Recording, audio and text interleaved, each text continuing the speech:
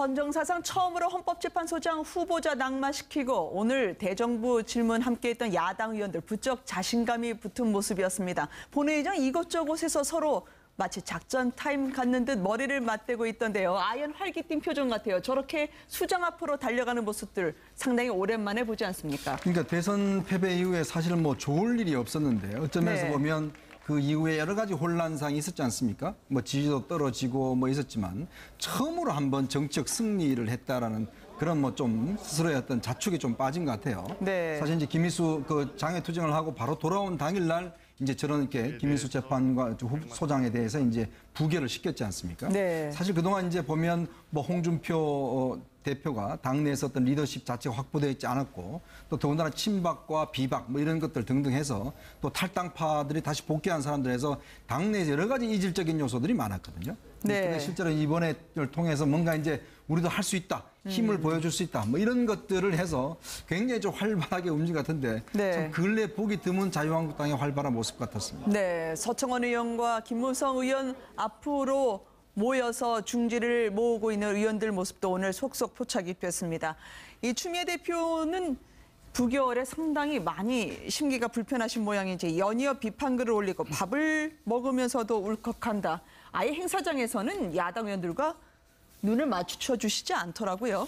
근데 저 추미애 대표로서는 이제 아주 좀 속으로 되게 섭섭하고 화도 나고 이랬을 겁니다. 그다음에 스스로 생각하기에 세상이 이렇게 바뀌고 그것도 혁명으로 바뀌었는데 촛불 혁명으로 아직도 정신 못 차린 정치권이다 뭐 이런 이제 인식이 있는 것 같은데 모두가 추미애 대표 같은 생각을 갖고 있는 건 아니지 않겠습니까? 야당은 또 야당으로서 역할이 있고 여당은 여당으로서 역할이 있고 또 이번에 보면 사실은 저렇게 된 것도 2표가 모자라서 저렇게 됐죠. 그러면 무슨 얘기냐면 여당 지도부가 충분히 적극적으로 이 활동을 하지 않았다. 그거 반증하는 것 아닙니까? 왜냐하면 밤새워서라도 설득을 했어야죠. 그 옛날에는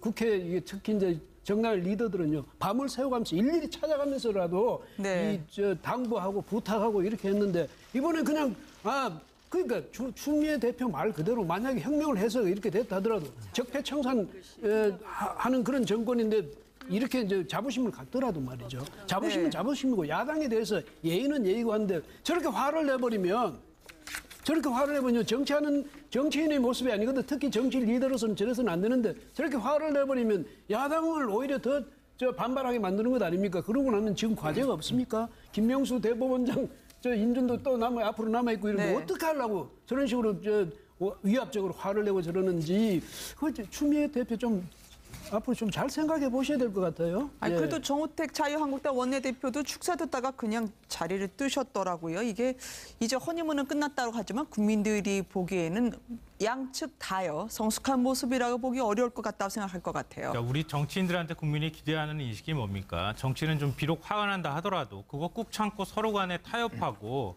같이 어떻게 국민들을 위해서 정치할 것인가 논의하는 모습을 보여주는 게 국민들이 기대하는 정치인의 모습 아니겠습니까? 근데 그런 면에서 추미애 대표가 뭐 화를 낸다거나 아니면 자기의 감정을 여과 없이 아무리 화가 났다 하더라도 그걸 여과 없이 드러냈다고 하는 점에서도 그렇게 적절치는 않았다고 보고 정우택 원내대표 같은 경우에도 그거 듣기 싫다고 해서 그냥 행사장에 참석했다가 그냥 자리 떠나버리는 것도 적절한 모습은 아니다 이렇게 생각이 되는데요. 뭐 방금 전에 이 교수님께서 여당의 어떤 문제점 그러니까 충분히 타협하고 협상하고 그리고 설득하려고 하는 노력이 부족했다고 하는 점을 지적하셨으니까 저는 야당의 문제점을 좀 얘기를 해야 될 것 같습니다. 김인수 헌법재판소장 후보자가 뭐 개인적인 어떤 청렴성의 문제가 됐던 건가요? 그거는 아니라고 알고 있거든요. 그러면은 김인수 후보자가 그동안에 지적받았던 사항은 진보적인 성향을 띠고 있다? 아니면 소수 약자를 위한 그 판결을 많이 했다고 하는 점 이거였을 겁니다. 그동안에 사법부가 보수화돼 있다고 하는 지적들도 많이 받았었고 그런데 이 헌법재판소장이 약자나 소수자를 위해서 판결을 내는 사람이 헌법재판소장에 갈 수 없다고 하는 것 자체가 저는 이해가 좀 안 되는 측면이 있고요. 그런 식으로 따지면은 과거에 이 박한철 헌재소장 같은 경우에는 공안검사 출신인데 박근혜 전 대통령이 임명해서 헌재소장 잘 하지 않았습니까?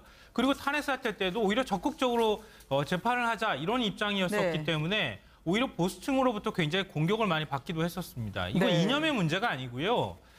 여러 가지 입장이 충돌할 수 있고 그 입장들이 소수 입장과 다수 입장들이 충돌해가면서 하나의 결론을 만들어가는 과정들이 필요하다는 건데 네. 그동안에는 너무 한쪽 색깔이 많았다고 하는 게 지적되어 왔던 것이어서 김희수 그 헌법재판소장 후보자가 그런 것들을 좀 조율하고 이런 것들을 할 수도 있었을 텐데 네. 그걸 무조건 자기 색깔과 맞지 않다, 뭐 아니면은 불만이다 이런 식으로 야당이나 자유한국당에서 적극적으로 얘기하는 하는 태도 자체가 저는 그렇게 적절했다고 생각하지는 않습니다. 잠시 후 국민의당에서 그 부분을 저희가 좀 짚어보도록 할게요. 지금 잘 나가고 있다고 판단하고 계신 듯한 안철수 대표하고 말이죠.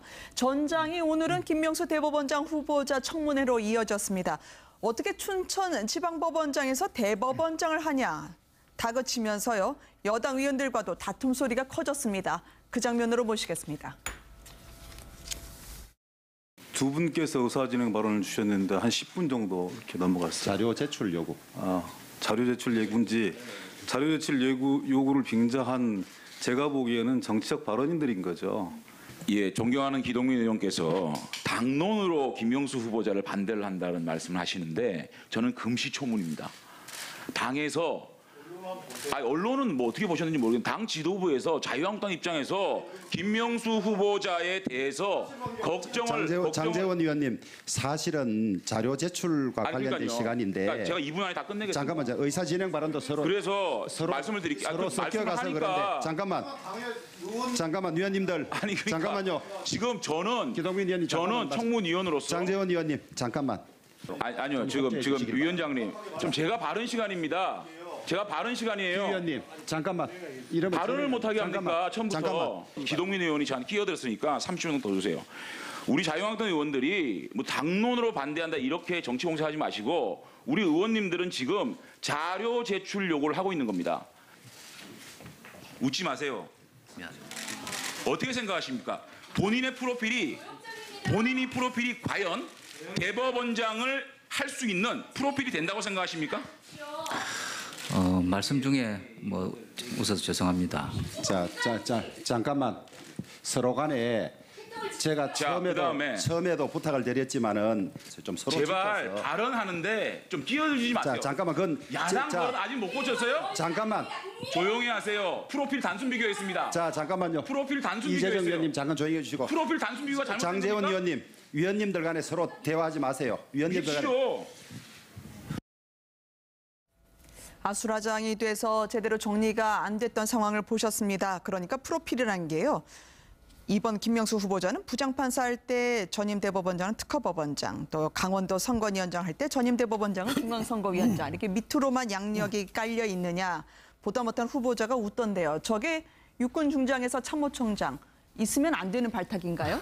일단 굉장히 파격적인 발탁인 건 맞습니다. 이제 네. 저 김명수 지금 후보자 같은 경우에는 가장 대표적으로 대법관을 거치지 않으셨거든요. 네. 그리고 기수도 상당히 낮은 기수로 났기 때문에 중간 기수들 같은 경우에 그럼 어떻게 되느냐라는 건데, 근데 문제라기보다는 바로 이제 문재인 대통령이 이 김명수 후보자를 지명한 이유가 바로 그거거든요. 그동안의 대법원이 어떻게 보면 계속해서 기수에 따라서 지금 뭐 대법관 되고 대법원장 되고 하는 게 법원까지도 관료 조직화되는 것 같다라는 그런 부분들을 좀 개선해보자라는 취지에서 파격적인 인사를 한 것이고, 네. 장재원 의원이 지적한 부분은 그거예요. 전임 양승태 대법원장 같은 경우 특허 법원장이었는데 또 지금 김 후보자는 특허 법원의 부장판사였었고 그다음에 중앙선거관리위원장이었는데 또 강원도 선거위원장을 하고 있으니 어떻게 이렇게 밑에 깔듯이 가고 있느냐라는 건데, 근데 이거 법원에서는요 특허 법원에 근무하고 중앙선거위원장을 맡았다는 것은 네. 그만큼 법관으로서 능력이 있다라는 얘기거든요. 그게 검증된 코스이기 때문에 아마 김명수 후보자가 웃은 이유는 네. 아직 장재원 의원께서 법원에서의 인사 과정을 잘 모르시구나라는 생각에 좀 잠깐 웃음을 웃은 것 같습니다. 상경할 때도 버스 탄 것까지 쇼를 한다라고 질타라고 야당은 이제 입가가 올라가면서 이 여세를 몰아붙이자라고 판단을 하는 모양입니다. 듣는 대통령은 어제 정무수석까지도 마포대교 건너고 싶지 않다라고 이야기를 하던데요. 어금니가 빠지는 순간 계속 보도를 통해서 나오던데요. 이 상황을 어떻게 보고 있을까요? 사드 메시지를 날릴 때 그때 소물 이에 물고 작성을 했었다고요. 네, 문재인 대통령이 굉장히 좀 지금 어떤 면에서 보면 좀 중요한 시점인 것 같아요. 네. 본인이 지금 어떤 면에서 보면 좀 이빨 같은 경우도 지금 원래 옛날에 노무현 대통령 시절에 그때 근무할 때 이제 한 10개 정도가 빠졌다 그러거든요. 네. 그래서 임플란트를 해놔서 사실 이제 문 대통령이 조금 발음이 세시는 게 이제 그때 임플란트를 워낙 스트레스를 받아서 했고 사실 이번에도 보면 지금 2개 정도를 빠져서 지난번에 사실 일정이 없는 날이 한 이틀 있었습니다. 네. 다들 뭘 하실까라는 고민을 했었는데 그때 보니까 사실은 이제 이 치료를 하셨던 것 같아요. 그만큼 지금 어떤 면에서 보면 좀 샌드위치 신세가 돼 있습니다. 네. 사실 그동안 본인들 지지해왔던 에서는 사드 배치를 둘러싸고 뭐 심지어는 뭐 푸들이다, 뭐 아베와 같다, 뭐 이런 어떤 좀 비난도 있을 뿐더러 또 한편으로 뭐 다리 가랭이를 미국산 다리 가랭이를 진행하고 있다는 등 네. 여러 가지 어떤 지지층 내부에서 비판이 있고 또 한편으로는 좀 미국으로부터 좀 압박을 받고 있는 그런 상황 아니겠습니까? 네. 거기에 덧붙여서 지금 이제 헌법재판소장까지도 지금 부결된 상황이고 그다음에 이제 김명수 대법원장도 지금 보면 간단치가 않아요. 지금 야당의 네. 태도 자체를 보면 이런 것들이 겹쳐서 아마 문재인 대통령이 굉장히 좀 신경이 지금 날카로워진 그런 상황 같은데 어떤 면에서는 좀 중요한 시점 같습니다. 지금 그동안 여러 가지 지지율 덕을 좀 봐서 이렇게 좀 국정을 어느 정도 좀 이렇게 리드를 해 갔는데 문제는 지금 이제 야당의 어떤 공세가 상당히 세지고 여러 가지 외교안보 사안도 지금 위중한 상황이기 때문에 네. 문재인 대통령이 정말 정치력이 필요한 중요한 시점이 아닌가 생각이 듭니다. 빠진 치아가 많을수록 직급이 높은 것 같아요. 문재인 대통령의 책에서 보면 말이죠. 이제 이를 악물고 야당과 설득해야 되는 그 상황에 돌입한 거 아닐까 싶습니다. 3년 전에 장기기증 희망 등록을 한 사실도 뒤늦게 알려졌고요. 대통령은 힘들고 그러나 전국은 험악하고 말이죠. 그 대통령도 사실은 대통령 하기 전에는 굉장히 뭐 꿈도 많았고 구상도 많았고 비전도 많았고 이랬을 텐데 막상 이제 저 자리에 앉아 보면 이 뭐냐면 자신의 꿈을 펼치기 이전에 사방에서 들어오는 그 파도가 너무 거세기 때문에 네. 그 견디기 어려울 겁니다. 그래서 사람이 이 정신적으로 굉장히 쇼크가 많이 받거나 스트레스를 많이 받거나 이러면 제일 먼저 특히 이제 중년 이후에는 뭐 어디에 그것이 바로 오느냐면 신체적으로는 이 이에 바로 와요. 이에 그 치아가 이제 흔들리거나 뭐 심지어 저렇게 되는데 네. 저분은 이미 그 노무현 전 대통령 때부터 벌써 아까 이 의원 말씀하셨지만 치아가 10개나 또 이번에도 또 저렇게 이제 하는데 그만큼 그 자리가 이제 어렵다 이런 뜻도 되고요. 또 한편으로는 스스로가 이제 촛불 혁명의 결과로서 내가 대통령이 됐다 이렇게 한다는 것은 바꾸고 말하면 뭐냐면 사방에서 기대가 엄청 큰 거예요. 네. 기대가 엄청 큰데 그거 하나하나 다 이루어질 수는 없잖아요. 그러니까 날이면 날마다 청구서는 날아오고 그 어떻게 효과적으로 단정적으로 대답해 줄 수는 없고 내후외환이라고. 네. 또 밖으로서는 미국은 미국대로 압력, 일본은 일본대로 압력, 러시아, 중국은 중국대로 압력, 북한은 요지부동. 이렇게 되니까 대통령이가 정말 어려울 겁니다. 이런 상황에서 인사 문제 하나 제대로 좀 됐으면 좋겠는데 인사 문제도 지금 잘 안 되고 있거든요. 네. 그래서 아까 뭐 지적이 나왔습니다. 특히 김명수 만약에 대법원장까지 이번 인준에서 혹시라도 실패하게 되면 이 현 문재인 정부는 정말 치명적인 상처를 입게 되는 겁니다. 그래서 네. 이런저런 고생 때문에 고민 때문에 아마 요즘은 잠도 잘 안 올 거고 치아가 2개로서 끝났으면 좋겠는데 저분이 참 앞으로도 저도 국민 모두가 지금 대통령의 치아를 걱정해야 될 이런 상황이 됐습니다. 전국이 좀 제대로 잘 풀려갔으면 네. 하는 바람입니다. 예. 평창 동계올림픽 대회 오늘 영상까지 나오긴 했었습니다. 문재인 대통령 이제 개막 5달을 남긴 평창올림픽 홍보 저 때는 아마 임플란트 시술을 받기 전 같던데요. 국회에서의 아픈 상황, 힘든 상황, 그리고 앞으로 험난하게 야당을 함께 데려가야 되는 협조를 구해야 되는 상황은 더 심각하게 오늘 펼쳐졌습니다. 이틀째 외교안보 분야 대정부 질문이 이어지고 있습니다. 이낙연 총리, 그런데 또박또박했던 이 대사들이요. 인터넷에서 내내 화제가 됐습니다. 영상으로 함께 만나보시겠습니다. 오죽하면 트럼프 대통령이 아베 총리와 통화하면서 한국이 대북대화 구걸하는 거지 같다는 그런 기사가 나왔겠습니까? 미국에게는 척지고 중국에게는 발길 차이고 북한에게는 무시당하고 결국 왕따 신세만 자초한 거 아닙니까? 저는 김성태 잠깐만 이야기 들어보세요. 네, 전략적 왕따가 문재인 정권 안보 전략인지 이제 답변 한번 정확하게 한번 해보세요. 네, 김성태 의원님이 한국 대통령보다 일본 총리를 더 신뢰하고 있다고 생각하지는 않습니다. 생각하지 않습니다. 네.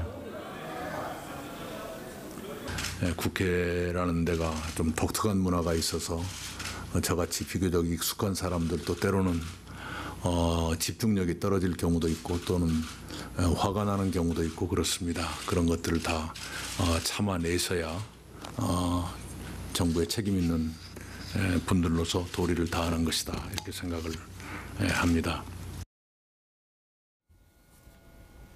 언론인 출신이어서 말이죠. 워낙 여유가 있으셔서 우라를 누르고 답변하신 게 눈에 보이는 것 같아요. 근데 뭐 답변을 하고 난 다음에 오히려 질문한 사람이 좀 머쓱하거나 오히려 할 말이 없어서 이 침묵을 이어가는 모습을 보니까 네. 질문을 좀 이낙연 총리한테 할 때는 좀 나를 좀 잘 세워가지고 질문을 했으면 좋겠다 이런 생각이 네. 들고요.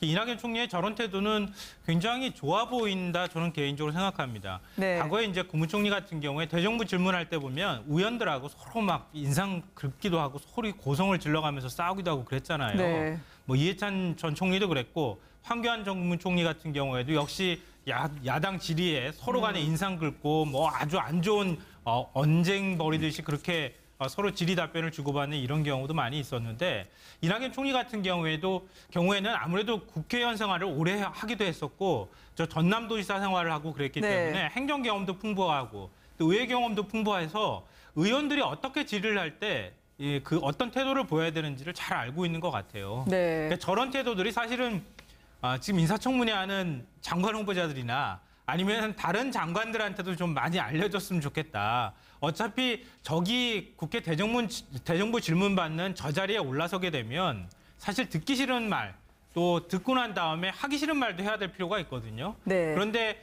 이전의 모습들 봐도 그렇고 뭐 국무총리나 아니면 장관들이 자기 할 말만 하는 이런 모습들 많이 보였는데 좀 국회의원들 존중하는 모습도 보여주고 그러면 오히려 국회의원들이 한 대 때릴 것도 안 때리고 네. 오히려 더 협치하는 모습을 보여주지 않을까 그런 생각이 듭니다. 첫 데뷔 전에 근데 총리와 달리 긴장하신 분이 있습니다. 이분 오늘 자리를 찾아가지 못해가지고요. 밑에 수행하시는 분들이 애써 다른 분까지 이 자리에 앉으셔야 된다. 가르쳐 주시더라고요. 아마 굉장히 긴장을 하신 것 같아요. 강경화 장관이 자기 자리도 못 찾아가고 바로 하는데. 뒷자리로 가셔야 그렇죠. 되는데.